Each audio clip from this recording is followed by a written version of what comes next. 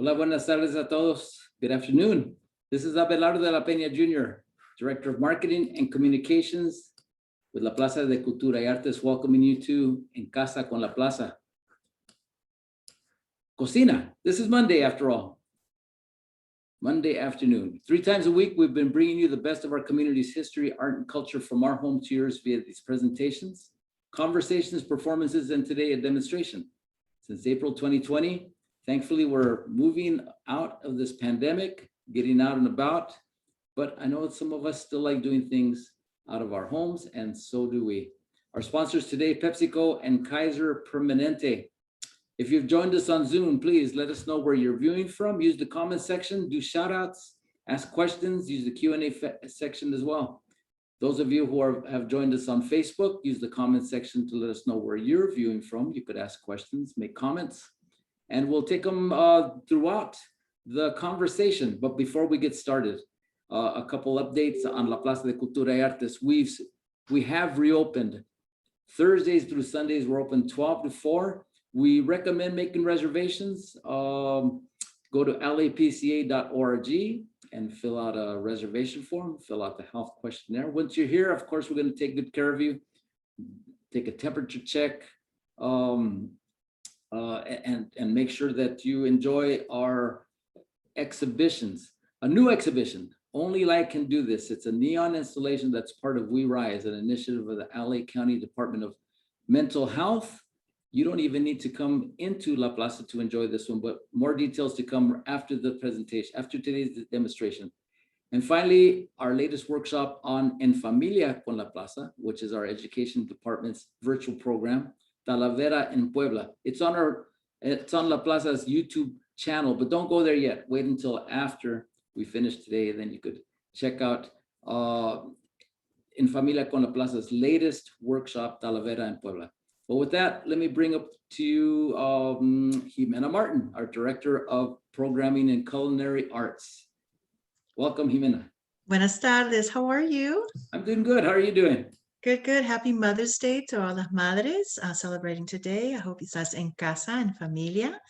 Talking about familia, we are so fortunate to have Jocelyn Ramirez. When we first started doing these En Casa sessions, we went out to our folks who worked with us in the past, and Jocelyn was our first En Cocina participant.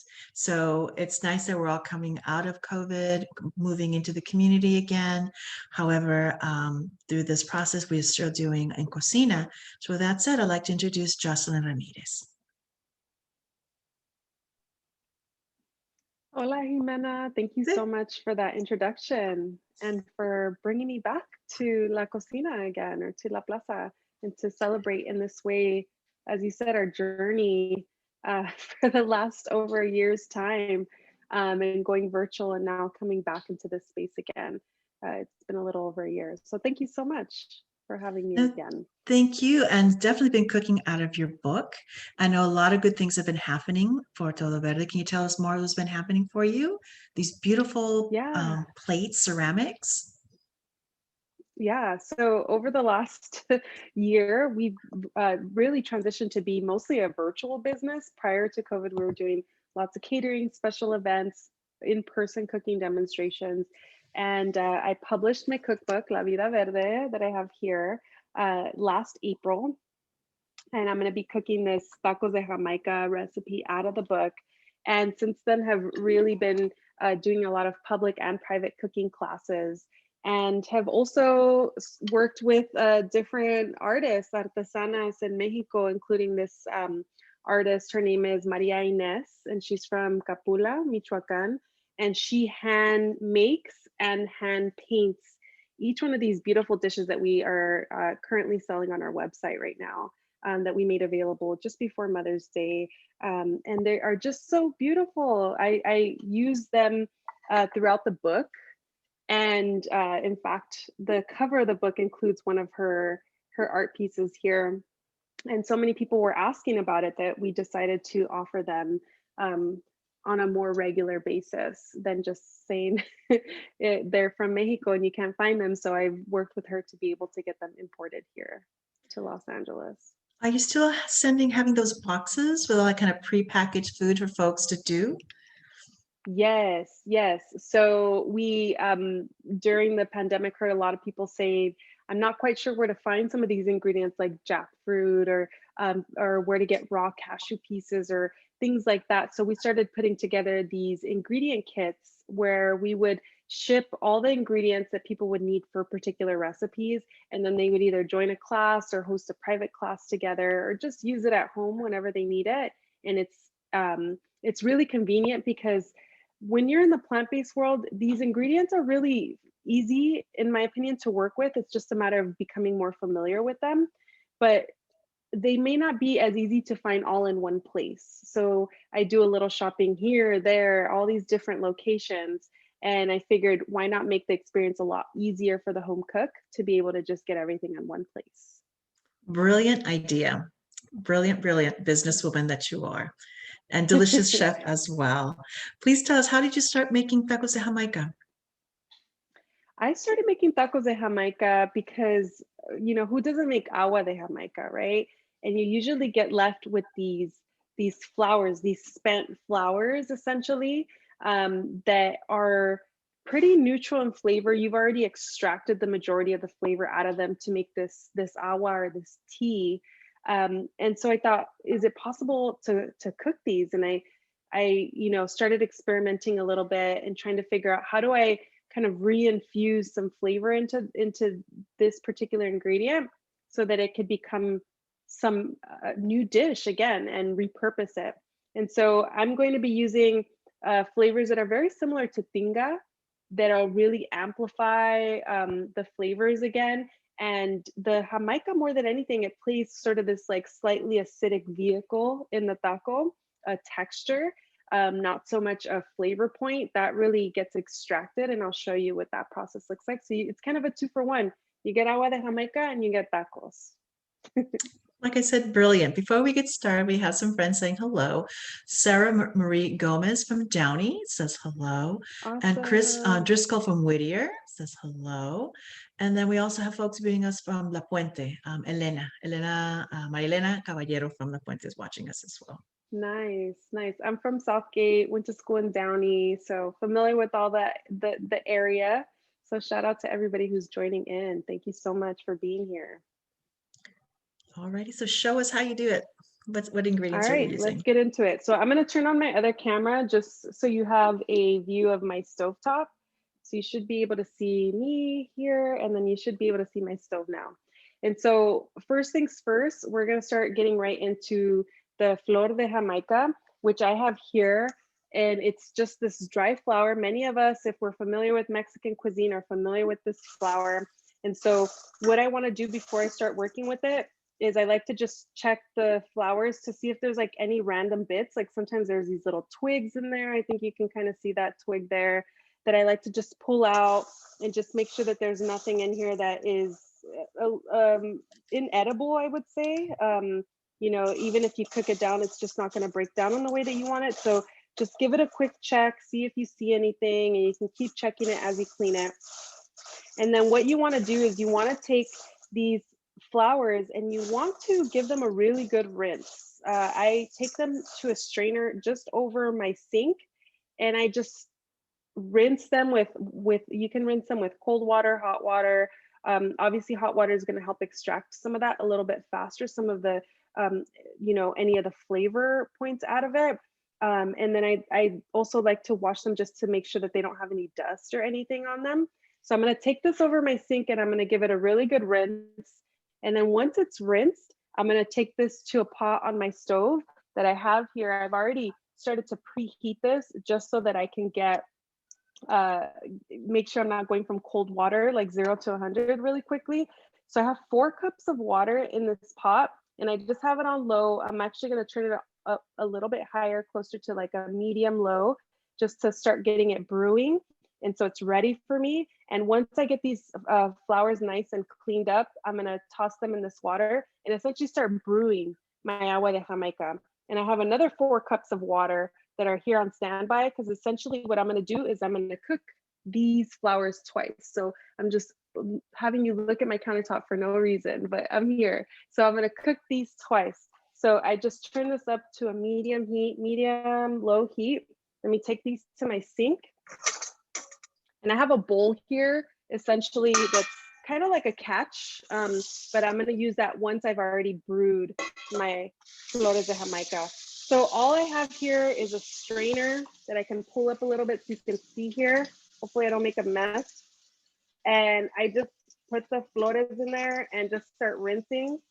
I would show you the inside of my sink, but there's a couple dirty dishes in here, or maybe no shame in my game.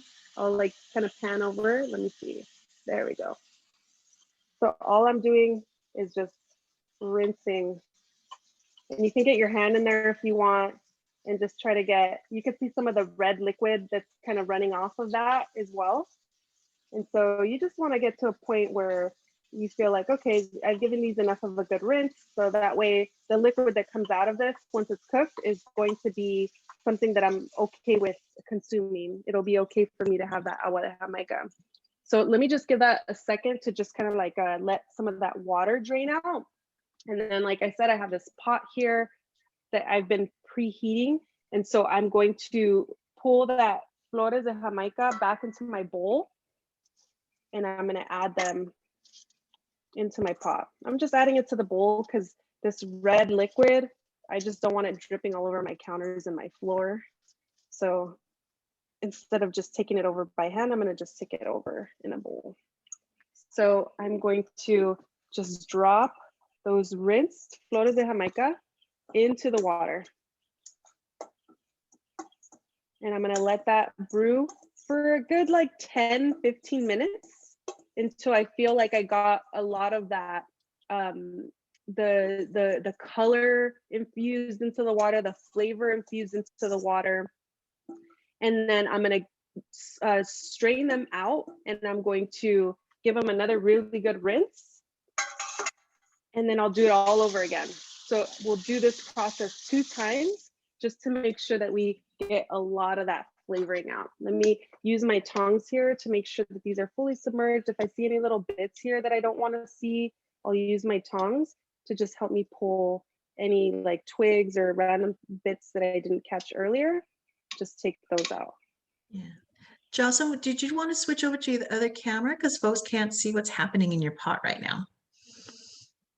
Oh, I think as a host, I think if you spotlight, hold on. Let me see if I could spotlight myself. I think I could only pin myself, but if you are the host, you can pin me or spotlight both cameras, and then you'll be able to see both cameras. Let's see. Also, the viewer can do this too.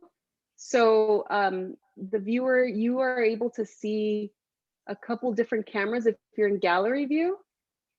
And you can go ahead and look at my stove right now. You can switch it so that you're looking at the stove. Yeah, we're going to give it a try. I bet it's going to. Okay. All right. Somebody says they got it now, but as Yes. the host, usually you're able to spotlight. I can't do it because I'm not the host, but you can spotlight both camera views and you should be able to see. So hopefully if you're watching now, you'll be able to see that the flowers are in here and they're starting to slightly boil. And I don't want this to boil over, so I'm going to keep my eye on it. I just want to give this about 10 minutes or so. I'm just checking again to see if I find any little bits in here that I don't want to be in the final product, you know, in the tacos themselves, and just pulling out any little bits. And look at how beautiful the liquid is. It's super vibrant, super flavorful, it's fragrant. And so this is exactly what I'm looking for. I'm going to give that about maybe about 8 more minutes or so to just keep doing its thing. I'm going to just set the lid on the jar. Go ahead. Jocelyn, for those who are not familiar with Hamaika and that'd be the first time cooking or working with Hamaika, how does it really stain? Like if you had a white dishcloth next to you and some Hamaika water got on there, would it stain? Would it just, oh no, just wash it? Or does it stain?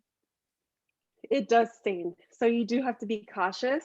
You know, I actually do have a white a dishcloth, but I also have a red one because I use red ingredients like achiote and things like that. So yeah, I would use something that maybe you're not going to be as concerned about it getting a little bit stained.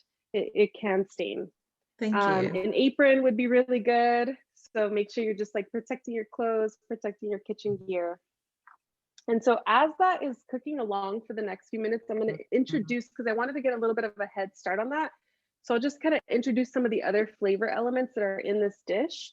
And we'll kind of start to get a little bit started on how we're going to process these. So I have real simple ingredients here. I have one globe tomato, which is, if you're not familiar with globe tomatoes, they're just like these round, they're also called beefsteak tomatoes.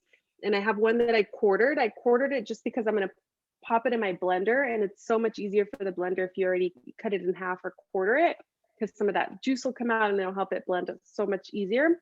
And I have technically 4 garlic cloves, but one was small, so which is why I threw it in there. But you want 3 whole garlic cloves.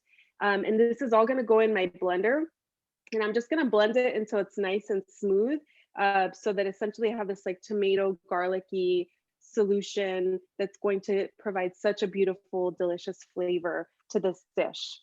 I also do have a quarter of a red onion, and I don't cook with a whole lot of onion, but when I do, I make sure that it's definitely one of the stars of the dish. And so I have this red onion, a quarter of it that I've just thinly sliced. So you can see here, I'll break it down a little bit further once we get cooking. And this is going to be another texture point that'll be in the dish. So you'll have these beautiful bits of Hamaika with some nice, really soft and cooked through red onion. I also do have 1 serrano chile that I've just minced up. This was a pretty big one, actually. I was going to say. And so the serrano, yeah. So I might not use all of it. It smells pretty spicy. Serrano is typically a little bit more spicy than its primo jalapeno. And so if it feels a little bit too spicy for you, you can absolutely use half of it, or you can remove the seeds, whatever you need to do to make sure that it's something that's going to be totally edible. This dish does have, it does pack a little bit of heat, but not enough that's not going to be inedible. I love spice, but I can't eat too spicy. So it's just the right amount of medium heat. So I have the 1 serrano chile here. And then another flavor element, which if you're choosing between these chiles, this would be the one you want to go with. I have chipotle en adobo. I have 2, you can go between 1 to 2 tablespoons, whatever you decide. And so the chipotle en adobo, what I like to do when I bring a can of chipotle en adobo home is, you know, when you open it up, you have this delicious adobo sauce that's coating all these smoked chile jalapeno, and they're individual chiles that are kind of floating around in this adobo solution. And so what I like to do is I actually like to put all of that into a blender and blend the whole thing up to a smooth paste. And so I end up with something that looks like this. Imagine like a kind of like a spicy ketchup, right? Is what it looks like, or in between a ketchup and a barbecue sauce or something like that. And I just have that in my fridge. And so instead of pulling out, you know, 1 chile, 2 chile, and then you have all this extra adobo sauce, which is really a big part of the flavor profile of that particular ingredient, I just pull out 1 tablespoon, 2 tablespoons, and it just makes a mess in your kitchen one time, and then the whole rest of the times it's super easy and pretty clean. How long So does I'm it going to use last? 2 tablespoons. I mean, some people will say it lasts forever. I wouldn't use it forever. I would say, you know, somewhere between like maybe 4 to 6 months is what I've seen. I typically use a whole thing of chipotle en adobo. Within a couple months, it's gone. So, you know, if you don't eat it that often, I would say somewhere around like the 6-month mark. If it's still hanging out in the back of your fridge, toss it and get some new chipotle en adobo when you need it. So if spice is not your thing, you can use 1 tablespoon of the chipotle en adobo and kind of mellow it out, or you can omit the chile serrano and just use the 1 or 2 tablespoons of chipotle en adobo. I would definitely use the chipotle over the chile serrano, just because that flavor is what you want. You want that smoky, rich chile chipotle flavor that's big aromatic in this dish. So you definitely don't want to omit that. You want to keep it in. And then I'm using an orange. I'm just going to be using a couple tablespoons of orange juice. So I just have a fresh orange here. And then I also do have some spices. I have a teaspoon of just ground cumin, which is going to give it this nice earthy kind of foundational flavor. And then I have some dried oregano. So a teaspoon of each of those. So at this point, my flores de Jamaica have been boiling for at least a good 10, 15 minutes or so. And so what I'm going to do is I'm going to go back over my sink and I'm going to just strain this liquid out. If you look here, you can see that the Jamaica has definitely started to expand. It's absorbing some of that hot liquid, and that liquid is super, super rich and full of that Jamaica flavor. So again, if you want to have agua de Jamaica, place a bowl. I'm actually going to do that right now. I'm going to place the bowl underneath my strainer just to catch some of that liquid so that I can make an agua later. And you can get it from the first and second batch. However, the first batch is going to be the most potent. The second batch is going to be a little bit more watered down, a little bit more diluted, because obviously you're boiling it twice and you're trying to remove as much of that flavor as possible. So give me a second. I'll grab the phone and turn it in a second, but I'm just going to come over to my stove and just carefully, slowly strain the flowers out, drain all that liquid out. So while you're straining, we have some people saying hello. We have Jen Alcala from Washington. We also have Elaine Mejia Olea from Sunland, and a good friend, Sarah Portner. She's asking, "Hola, I've always wanted to know how to do this." Me too. I've seen it on the menu, but I never figured out how to. I think that's going to be this summer's new dish. It is, right? And I'm telling you that once you see, I mean, I'm going a bit slower because I want to make sure I show you every little bit of the piece of the puzzle, but it's just such an easy dish to make once you know how to make it. So I'm just going to add this bowl because I'm going to start rinsing and I don't want to dilute my agua that I'm making down here. So I'm just going to add this bowl up above and get it out of the way. Hopefully I don't spill it because that would be a crazy mess. And then I'm going to just turn on my liquid here, my water, my liquid. I'm going to turn on my water, give them another good rinse, try to get more of that flavor out of them. And then I'm going to transfer them back into my pot. And I'm going to add another 4 cups of water to my pot. I think I failed to say, I think it was written already, the recipe, the amounts, but this was originally 3 cups of flor de Jamaica. So these 3 cups cooked with 4 cups of water, drained it, and then it's going to cook with another 4 cups of water. So you can see that the liquid coming out right now has definitely cleared out. And so that's what I'm looking for. I'm looking for all of the you know, that acidicness, that acidic flavor that we know for Hamaika to be rinsed out. So I'm gonna just, again, I only have 2 hands here, so I'm just going to just do this really quickly. Put the flores de Jamaica back in, just grabbing all of it out of the strainer. We will have the recipe available on Facebook and on our Instagram for those who just hopped in to watch. Awesome, great. Yeah, and if you ever have any questions about it too, I always let people know. You can always reach out to me. Tons of people, not tons, but quite a few per week will ask me questions about a recipe or where I got a particular ingredient. They'll DM or email us, and I always try to make sure I respond quickly because I know y'all are trying to play with these recipes, and that's so exciting. Well, the tacos de Jamaica are in your cookbook. So that's the other thing. So if you want the full recipe and more, check out Jocelyn's book, Mi Vida Verde. Tell me, as you're swearing around there, how long did it take you to collect these recipes and make that book, and make the cookbook? Yeah, so I mean, it took years to collect all the different recipes. I mean, they're recipes that I've been playing with and exploring at home for many years. And eventually I had to document them all so that I can share that with my team members so that we can cook them when we did pop-ups and events here in Los Angeles with Todo Verde. And so thankfully, by the time it came to writing a cookbook, I had quite a few already documented, and it was a matter of just making sure that it made sense for a home cook. And so, and also creating stories, the stories and the reasons behind why I created particular recipes. And so in all, it took about a year and a half to put the book together. We took the pictures in about a week's time, which was insanity. That was probably the craziest week of work I've ever had. And it's just been so amazing to see how well received it's been by the community, how people are really trying to integrate some of these recipes with family members. I see people sending pictures. They're cooking with their abuelitas and their moms, and of course they've worked with flores de Jamaica. Of course they've worked with, you know, certain ingredients, but yet they never played with it in this way. So it's a familiar ingredient. It's an easy, accessible ingredient.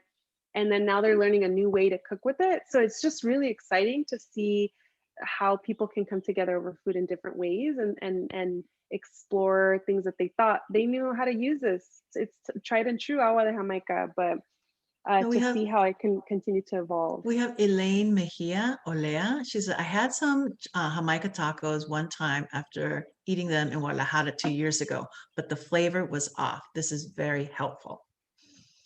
Oh, wow. Okay. So yeah, sometimes I think again, the flores de Jamaica will take on any flavor that you infuse into them because they're going to be so neutral.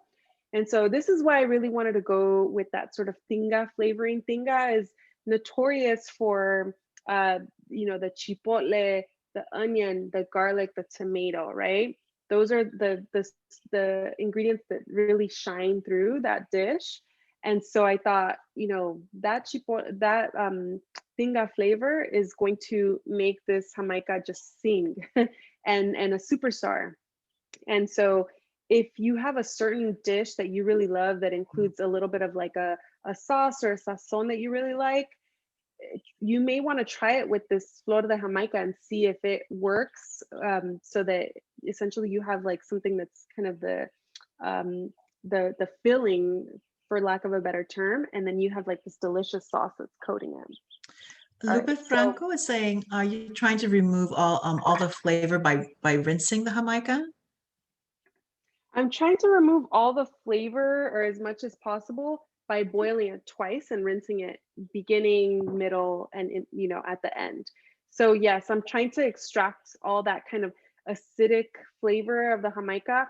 If I were to try to just boil it once, not rinse it, and start cooking it with these other ingredients, when you bite into it, it's I don't know if you've ever boiled Hamaika, or had the agua, the Hamaika, before you kind of dilute it or add sugar.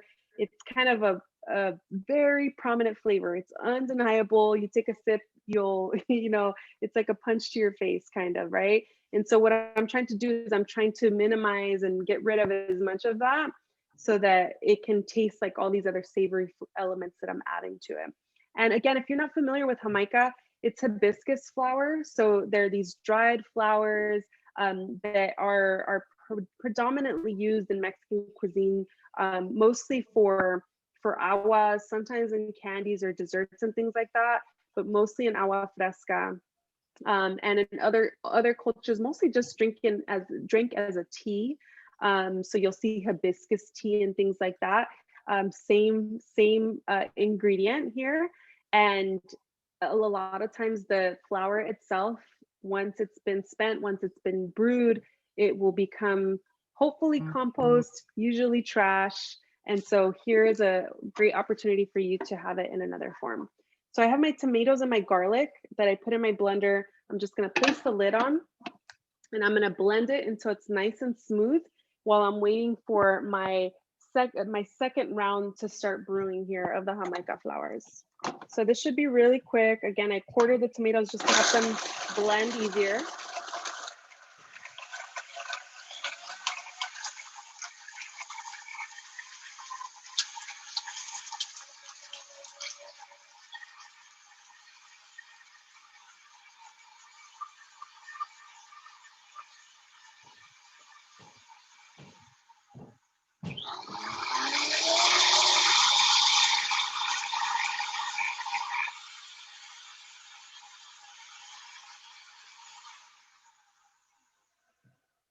All right, so I blended the tomato and garlic mixture. As you can see, I have now this like liquidy tomato garlic mixture. And so I'm just gonna set this aside. It's gonna be ready for me to use once I get the Hamaika cooking in my saute pan. Not quite yet. I'm still waiting for it to start bubbling and brewing. I'm actually gonna turn up the heat to medium heat. And this is why I started cooking getting the water up to temperature the first round, so that we weren't all just staring at a pot of water that's not boiling, because it takes a while. So I just turned it up to medium heat just to kind of get it going, moving along. And then I have all my other ingredients pretty much waiting for me to jump in. And I love cooking this way, although I will say that you do get more dishes at the end of the night, right?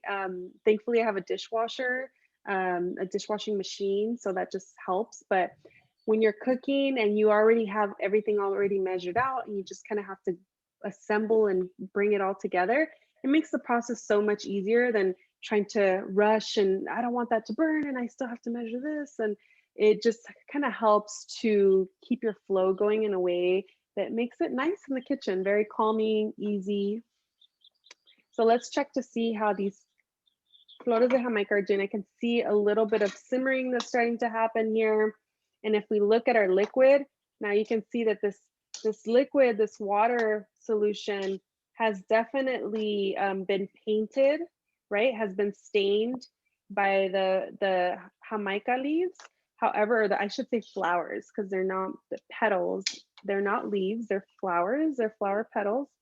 However, it's not as potent as that first round. So that for me is great. I know that what we're doing here is doing its job. We're definitely diluting and extracting as much of the Hamaika color as possible. And so what I'm gonna do here, I see one little twig in there that I'm gonna pull out, is I'm just gonna give this another few minutes. I'm gonna turn up the heat a little bit more just to get that boiling. And I want a low boil. I don't want this to bubble over my pot, right? That would be a disaster, creating a huge mess in here. So I just wanted to bubble enough to get it nice and hot and keep the process going. How's the And it's catering getting business there. going? Have things been opening up slowly? Yeah, so we actually stopped catering altogether during the pandemic because we were in a shared kitchen facility, and most catering was actually canceled. That required gatherings to happen. So, weddings that were going to be for, over 100 people, 200 people, we're now saying, oh, we're only going to have, 15 people now. And so it just didn't financially make sense for us at the time. So we stopped doing all catering, but I was mentioning to you prior to this that we did become the official food vendor for a major concert venue here in Los Angeles, which we haven't announced yet. We're going to do a public announcement very soon, and with that, we're going to be in our own kitchen again. So starting in July, we'll be up and going again. Hopefully with catering, really depends on staffing and if we all feel comfortable enough to take on not just making food for a concert venue, but also catering again. And if we are, then we'll put it out there. And we've been getting requests for catering. Every week we get several requests, which is great. And we've been turning them all down, sadly. But hopefully we'll be up and going, ready for that soon. So I'm gonna go ahead and just pull this off, just because I don't want to keep you all waiting. But if you're at home and you're making this later, you can let this brew for a good 15 minutes each round, just to really, really extract some of that flavor. And so what I'm gonna do is I'm gonna go over my stove and over my sink and strain this again. I'll bring you over just to check it out for a moment. Just give me a second here, just to make sure I'll stay focused here. Let me grab my tongs one more time, just to help me scrape all of this out.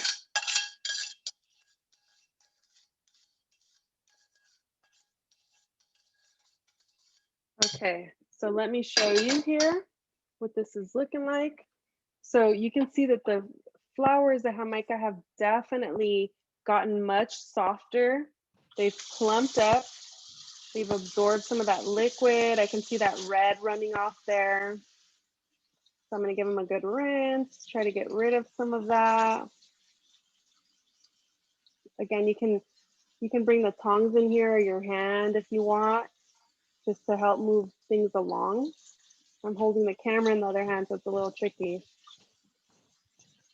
And so once I get that clear running water underneath, what I'll do is I will get these ready to go in a pan shortly. So I'm just gonna let those hang out in the strainer as I get the next phase of cooking going. So I'm gonna get rid of this pot. We're no longer gonna be using this pot. I'm just gonna set it aside. I'm gonna get my saute pan to the forward burner and let me go ahead and turn that on. I'm gonna turn it on to about a medium-low heat. And what I'm gonna do is I'm gonna add just a couple tablespoons of oil. So I have here a grapeseed oil that I like to use for cooking at home. I have about a third of a cup. And let me make sure that I plug in my phone here so I don't lose you all. Jocelyn, All right, so I have about a third. Oops, I'm sorry. As we were reading your bio, you were in higher education prior. How did you transition into being a full-time vegan chef? Oh, wow. I mean, that was just a big journey for me. I worked in higher education for many years. I was the coordinator of student life for a university here in Los Angeles, and I was also a college professor. So I really focused in that position that I had on creating co-curricular programming for students that was a learning experience outside of the classroom, really learning from various cultures that were, you know, this sort of like salad bowl that is a university for most, most cases, especially me being somebody who came from Southgate, mostly a Mexican neighborhood, and then going to college and, really learning from so many different people from so many different backgrounds and countries. And so I really incorporated that into a lot of the work that I did. And when I was there, I started getting more and more into my health journey. I was dealing with a thyroid issue, also started helping my parents through some health issues that they were dealing with. And so I started, working on a business plan. I'm putting a couple tablespoons of oil in here just to start sauteing the onions. So I started working on a business plan for an idea that I had to start a plant-based food business, because I had been eating plant-based for a few years at that point. And I wanted to be able to share that with my community, because I was helping my parents, helping myself. We were feeling better. And my family was dealing with a lot of things, from cancer, diabetes, high blood pressure, high cholesterol. I had the thyroid issue. It was just all of it. And my family would say, wow, you should open a restaurant. The food that you're making is really good. I think people would really be excited about it. But of course, I was in higher education. I had no prior experience in the food industry. So I thought, if I open a restaurant now, I will fail. I have no clue how to run a restaurant. And so I thought, let me write a business plan. Let me see if this is a concept that people would be excited about, interested in. And let me start out farmers markets and slowly get to the point where I can maybe one day open a restaurant and create a plan around that, getting to that goal. And so I started Todo Verde in 2015 with the goal in mind. This is meant one day to be a restaurant, but it's not going to be today. It's going to be a few years down the line. And so I started making superfood smoothies, agua fresca. We got into a shared kitchen space. I started doing savory items, catering, and really with this notion of we should have access to healthy recipes. We should have more access to healthy eateries, just the know-how on how to work with particular ingredients, especially in a city like Los Angeles, where you can see such a stark difference between how people eat and live on the east side of Los Angeles, or even South Los Angeles, compared to West Los Angeles, right? It's so vastly different. And we have our recipes, we know our traditions. We just have to create more opportunities for us to get back in touch with those things, right? And so that was really the beginning of Todo Verde, and creating something that was more than just food, but really a more of a mission-based approach to the work. You know, I'm not just giving you the food, but now there's a book out. I want to teach you how to make this. I want this to be a part of your regular lifestyle, rather than you just depending on me to show up at an event or cater your event and serve the food myself. I wanted it to be much, much bigger than that. So here for the onions, what I'm doing is I'm just sauteing on about a medium heat right now. I'm actually just a touch under medium. I added just a little bit of salt. I had preheated a couple tablespoons of oil. And all I want to do here is just kind of sweat the onions. So they went from these like really crispy, super fresh onions. Now you can see very soft and sort of starting to really wilt here. And so this is what I'm looking for, right? And so once I get to this point here where I can see that my onions are definitely now more aromatic, they're starting to wilt, I'm just going to toast or kind of saute my spices for just a moment. So I have my 1 teaspoon of cumin, my 1 teaspoon of oregano, and I don't want to add these at the beginning. I want to add them once the onions are a little bit closer to being wilted, because I will burn the spices, right? I'm going to turn down my heat a little bit for this too. And so I just want the cumin and the oregano to just get hit with a little bit of that oil and just become a little bit more aromatic. I turn down my heat because I don't want to burn those. And then what I'm going to do is I'm going to come back to my flores de Jamaica. I'm going to put them in a bowl just to not make a huge mess across my kitchen. And I'm going to get ready to bring those back into cook mode here. They've been resting in the strainer, just getting all of that liquid drained off of them. Of course, they're still going to be a little bit moist, but they're not going to be sopping wet like they were just a few moments ago when we drained them out. I'm trying to grab as many of the hojas or the flower petals out of the strainer as possible, because I love being as zero waste as I can. And so I can see that my onions are definitely nice and soft. That cumin and the oregano are definitely fragrant now. I'm going to add the remainder of my oil. So I had 1/3 of a cup total. I started with a couple tablespoons in there just to get those onions going. It may seem like quite a bit of oil, but remember that the Hamaika doesn't have any fat content to it. It's, you know, they're flower petals. And so in order for you to really get that kind of like that fatty note that you would of a taco, you need to add a little bit of that oil to give it that that mouthfeel that you would want when you bite into a taco. Now I'm going to go ahead and add my Hamaika leaves back into the heat source here. And you can see that that 3 cups definitely did expand. I haven't ever measured out how much this ends up being once it's already expanded, but maybe just a little under double. I wouldn't say it's quite 6 cups because we started with 3 cups, but it's definitely expanded. And so I'm just gonna make sure it gets that nice cumin, oregano, onion love all around. I'm gonna hit it with a little bit of salt here, just because I like to salt a little bit and a little bit and a little bit as I go along with this dish. So just add like a couple pinches of salt. And then I'm gonna go ahead and add, there was like a touch of cumin that stayed behind here. Let me go ahead and drop that in. I'm gonna add in here my tomato and garlic mixture, my chile serrano, just to get that cooked down. I'm just getting all that into the mix. I'm gonna add my tomato and garlic mixture so that that garlic especially has enough time to cook over the heat and mellow out. I don't want a raw garlic flavor in here. I definitely want that to soften. So I'm just using a spatula to just scrape off any excess on my blender and make sure that all of that is going in. So I'm just gonna pour that all in.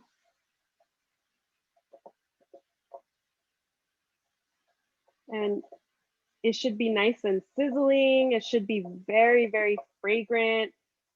I have this on about a medium low right now. If you had it on a high temperature, you'd be like splattering all over the place because you're introducing liquid into a hot, oily surface, right? And so you want to be medium low, or if you feel like it's really hot and it's going to splatter all over, and you can just go ahead and lower the heat a little bit. And so I want to mix that all in. Look at how good that's looking so far, right?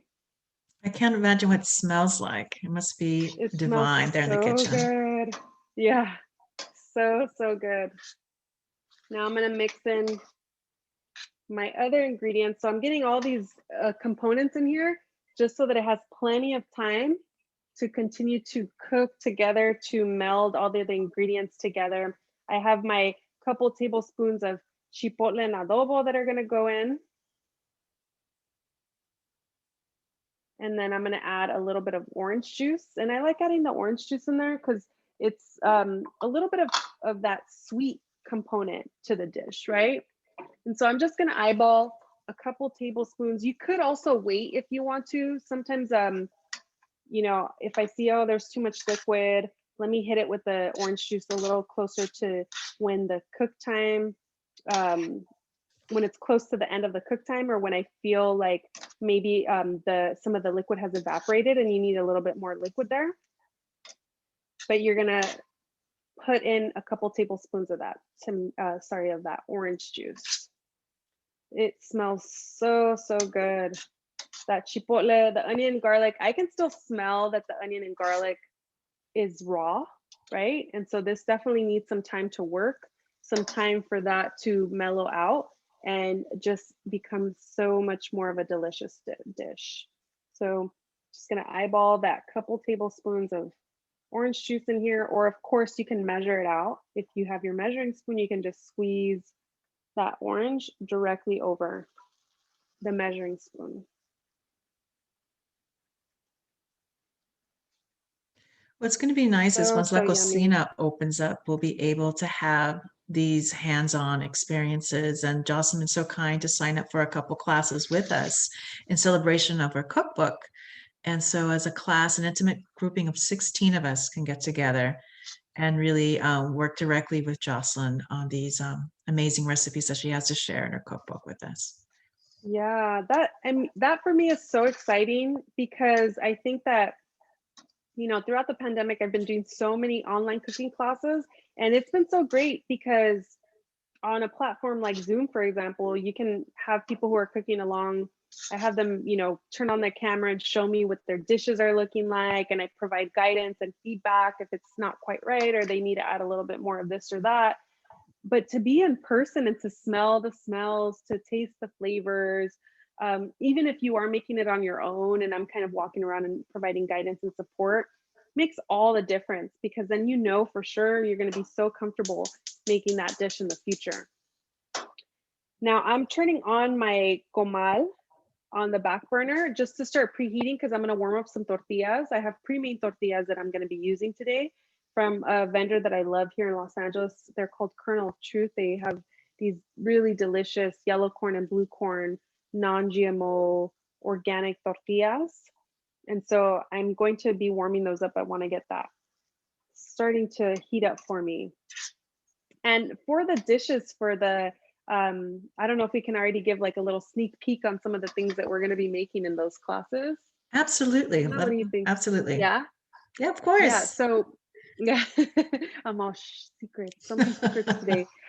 We're going to be, one of the dishes is going to be menudo, because that is one dish that growing up we ate almost every single weekend. My mom would go to the nearby restaurant on the corner with an olla. She would go with an olla, sometimes walking, sometimes in her car, and get a big old pot of menudo, and then come back home with the pot of menudo, just make sure it's boiling and serve us all menudo. And it was just so delicious. And so when I became plant-based, I was like, oh, there goes that, no more menudo. But there are ingredients that you can use, such as snow mushrooms and other mushrooms, to really still get that flavor, the menudo flavor, this delicious freshly cooked maize, that if you eat maize in your menudo, I know I grew up eating maize in my menudo, that just makes such a delicious dish. So that's one. We're going to be making menudo and freshly made tortillas on the comal to eat with the menudo. And then we're also going to make mole verde using some delicious and fresh green ingredients to make a beautiful mole with some sauteed mushrooms and, of course, freshly made tortillas on the comal. And then we have, I'm trying to remember the other two that I have. And I just wrote out all the, I know, I'm spacing on it too. I'll look it up. Tamales is one of them, and the cheese one. All right, I remembered all of them. My brain didn't completely, it wasn't downloading all the information right away. So we have one that's gonna be all about cheeses. So you're gonna learn how to make cheese from melting to make quesadillas and mulitas, and also a queso fresco. And of course, we're gonna make tortillas and make quesadillas and tacos de queso. And lastly, we'll have a tamal class, because a lot of times you can't find masa preparada ready to go for you if you're choosing plant-based and at local grocery stores. So I want to make sure that folks understand the ingredients that will help you make it plant-based and just as delicious. And we'll be doing queso con rajas, and we'll be doing mushrooms and chile rojo, and eating tamales. So I'm really, really excited about those classes coming up soon. You know, I was thinking about the cheese classes. I would love to have those cheeses prefab made and maybe do just a little demo if folks who want to do it, but also have a wine tasting. Ooh, that would be amazing. Some Mexican wine. Absolutely. Absolutely. Yeah, it's going to be fun. I can't wait to be back in that kitchen, or be back in a kitchen, period. All right, so as this is cooking, I'm gonna let this keep cooking along for another few minutes. I'm gonna grab my tortillas. I didn't have a chance to make cashew cream today, but I do have a store-bought sour cream, which you can just use to dollop on the tacos.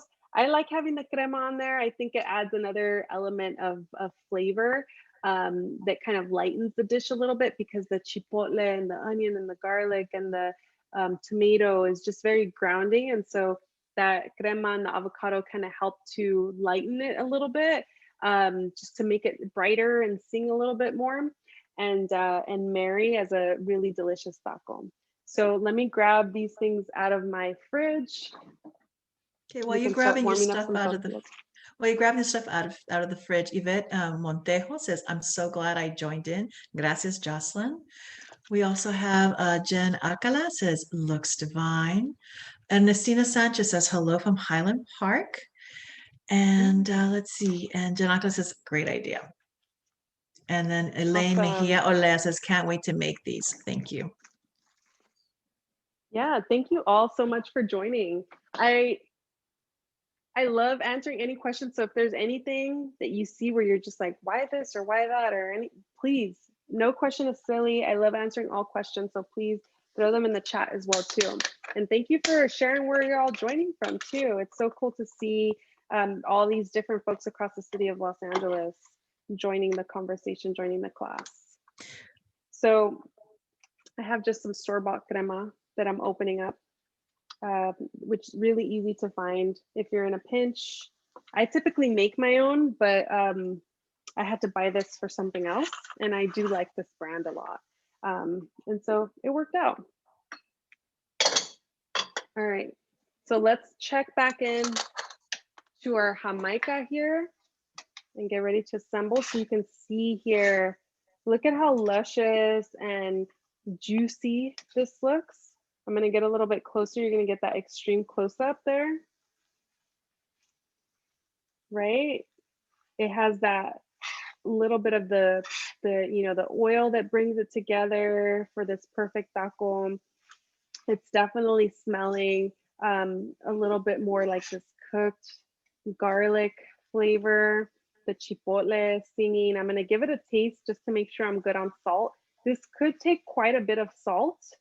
So give it a taste. It may feel like it needs some, because everything that you added for the most part was pretty low on the salt spectrum, right? Like we boiled this so many times, couple times, that you want to make sure that you give it a good amount of that flavoring. So let me grab actually a fork, give it a little taste. Yeah, Lupe Franco says, just love how you describe food. I can see the food singing. Thank you so much. So yummy. So what I love about the Hamaika is it's definitely soft, but it still has a little bit of a bite to it. So it doesn't feel like mush, right? Like it still has a little bit of that body, as you can see here, which makes for a really nice taco. I'm gonna hit it with a little bit more salt. I can definitely feel that nice heat in the back of my throat with the chipotle and the chile serrano, but it's not overpowering.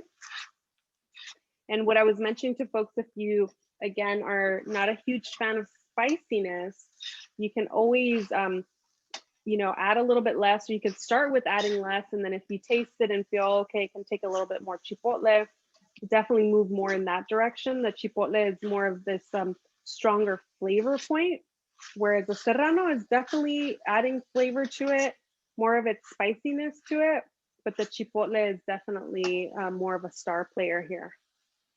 So I'm gonna start just heating up a couple of tortillas on my back burner, and we're nearly done. So this is a really quick meal, as you can see. I mean, it just definitely took longer because you've been hearing me talk and talk and talk and move a little bit slower than usual in the kitchen than I usually go. But you can have something like this done really in maybe about 30 minutes, I would say, if you had things chopped and ready to go and you just kind of have to bring it all together. It's just that matter of like at the beginning, the boiling and making sure you give that its time. But you can be maybe chopping your onion and getting your other elements ready as that process is going, and then really just bringing it together. It comes together really, really quickly. Jocelyn, is it possible to make this ahead of time? Let's say you're going to have like a party at the house, just to splash some more little liquid and heat it up. So you're not, you know. That's a great question. Yeah, you can definitely pop this in the fridge and reheat it. I haven't ever tried freezing this, so I don't know if I would do that, but I have definitely made this ahead of time and then reheated it on the stove. So it should have quite a bit of liquid. If you needed to add a little bit more liquid, you can maybe go between a little bit of a touch of oil, maybe a little bit more of that orange juice without getting too on the sweet side. And you should be able to reheat it and get it really, really nice. Ernestina So I have Sanchez my is asking, I'm sorry, Ernestina Sanchez is asking, do you happen to know what vitamins or nutrients are in the Hamaika? That it looks delicious. That's one. And also Elaine Mejia is asking, what is the best brand of Hamaika flowers and where to buy them? Great question. So for that first question, I don't know the actual nutrients that I would have from the Hamaika leaves themselves. I know that because we've boiled them twice, you're probably extracting a lot of that too. So really the nutrients from the Hamaika itself is probably going to be more in the agua than you'll have it be in the hojas or the flower petals themselves. But I know that growing up, a lot of women in my family and in other families, friends' families, would oftentimes say that Hamaika would be good for women like when you're dealing with like certain times of the month and things like that. Look at the color of this, right? This speaks to like womb and healing, and so that's mostly, I don't know the exact nutrients, but that's mostly what I've heard about Hamaika being more of like a woman's plant, and that we should use Hamaika frequently, not just as like it's a delicious drink, but like really be conscious about including it in our like routines. And so that's mostly what I've heard about that. And then in terms of buying it, you can get Hamaika leaves at most Mexican grocery stores. Now look at that contrasting color there, so beautiful. So you can get it at most Mexican grocery stores in the dried form. In terms of brands, I don't have a particular brand that I try to stick to or anything like that, but sometimes you can kind of see when they, like I've had some that are a little bit more tough. Even when you cook them, they feel kind of like rubbery and tough. And so I find that the leaves that look a little bit more, the flowers that look a little bit more like kind of brittle and dry are the ones that tend to work better for me in this particular dish, rather than ones that might feel a little bit more like rubbery. Rubbery is not the right word. Let me think about the proper word to use for this, but like these are the ones that I was using that are in the dry form, right? And so I can't crumble them, like they're not that dry, I would say. Like they do have a little bit of give to them. There's still like a, tiny bit of, I would say, like, not moisture, but movement to them. But I've seen some that feel even more moist, and maybe I haven't used those enough, but sometimes I found that they still end up being a little bit too chewy for me for this dish, or sometimes even grainy. So I've definitely used different types of Hamaika leaves for this dish. And it's just a matter of you, I'm getting hot in here, of you finding the ones that will work best for you. But most Mexican grocery stores are online as well. I'm gonna pan down and you should be able to see these tacos here. Beautiful kernel of true tortillas. Let me mix up my crema here. I'm gonna just do like a little dollop of this sour cream that I have here, along with a couple of slices of avocado. This is just a cashew-based sour cream that's been cultured, so it's gone through a little bit of fermentation. And I have a couple of recipes in the book that are cashew cream based. Some of them are fermented, some of them are, one of them is a very quick one that mostly just focuses on using lemon juice. So I'm gonna just do a little dollop of that crema on there. Again, just to provide a little bit of that lightness. And then I'm going to slice this avocado. Let me grab my knife. All right, I'm gonna do a little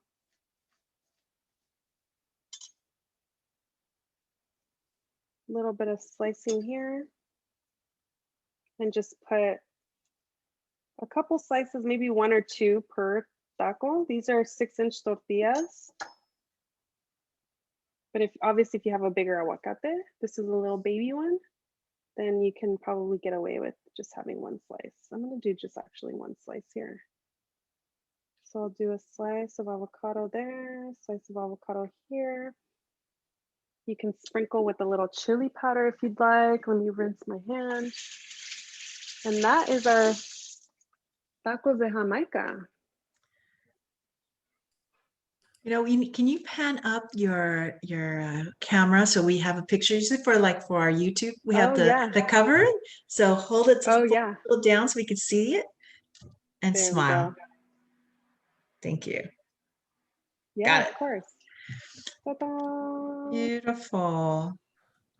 So you can see those nice contrasting colors there. And then of course, all the aromatics that we put in there.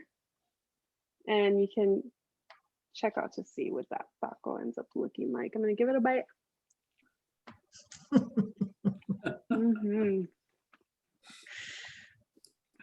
So yummy. Every time, it's so good. Well, that's definitely a new recipe for me for my book. I can't wait to again test drive your delicious cookbook. Tell us how we can find you on Instagram. Sure, you can find Todo Verde just by going directly to that, Todo Verde. And then my personal is _Jocelyn, although my name is Jocelyn. A lot of people think my name is Jocelyn. It's just the nickname that my brother always had for me. Even yesterday for Mother's Day, like, ¿Dónde está la Jocelyn? I'm like, I was in the bathroom, I could hear him yelling, like, ¿Dónde está la Jocelyn? But yeah, _Jocelyn or Todo Verde. Great. So we can find Thank your cookbook. So much for having me. You still have your boxes, your to-go boxes that you guys send out? Yeah. And we have the plates, like the one that I'm eating on currently right now, made by Artesana Maria Inés from Capula, Michoacán, that we just put on there last week. And we are currently in the process, towards the end of the process of getting ready to launch a line of seasoning as well. So we're gonna have jackfruit seasoning available in 3 flavors. We're gonna have tinga, al pastor, and carnitas. I'm really, really excited about it. We're gonna start announcing that shortly, but getting ready for all these things happening.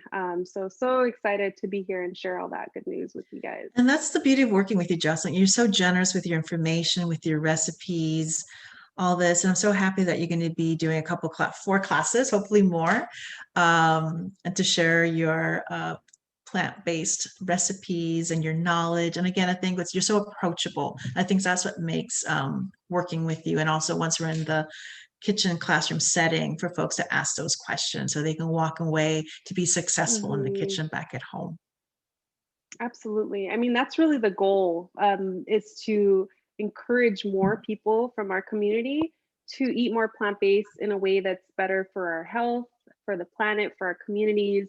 And so I love sharing that information, that as I learn or as I explore new recipes, just continuing to share, so that it doesn't really depend on me anymore. Now it becomes a part of your life, your regular life. And so, yeah, one plate at a time, making those shifts. Muchísimas gracias. Good luck to you. Éxitos. Adelante. That's so amazing. All these opportunities are opening up. Again, mil gracias. We look forward to having you in La Cocina once we open. And I can't wait to work with you again. Muchísimas gracias. Likewise. Igualmente. Gracias a todos. Thank you so much for having me. Thank you everybody who joined and watched. All right, I'll pass it on to my compañero, mi colega, Averaldo. All right. Well, thank you so much, Jocelyn. That looks delicious. We could only imagine, but the smile on your face shows to us that I'm it must be tasting pretty good. Thank you. Yeah, thanks to all who joined us today. Elaine Mejia Olea, of course. She asked about the vitamins or nutrients, and Karen Giron said Hamaika helps balance hormones during your moon, and also helps with digestion and is a great source of vitamin C and iron. So thank you so much for that information, Karen. Ernestina Sanchez, thank you, Jocelyn, and Plaza de Cultura y Artes. You're welcome on behalf of La Plaza de Cultura y Artes. And we really look forward to, of course, seeing you here at La Cocina coming up. I think coming up in sometime in September, right, Jimena? Decent. Okay. Yeah. All right. But in the meantime, you could catch us next Monday here at En Casa con la Plaza Cocina. And we have on tap, let me see. On the 17th of Mayo, mole de almendras en español con Celia Florian, cocinera oaxaqueña. So that's going to be another one from Oaxaca. We had in Spanish and in Espanol, so be ready for that one. Jen Alcala was mentioned here. You mentioned Maria Inés. She loves her plate. Do you know if she has an Instagram or a Facebook page where she could be contacted? She is very hard to find online, which is why it's been tricky even to get her plates here and in our hands. So essentially she navigates through just direct communication.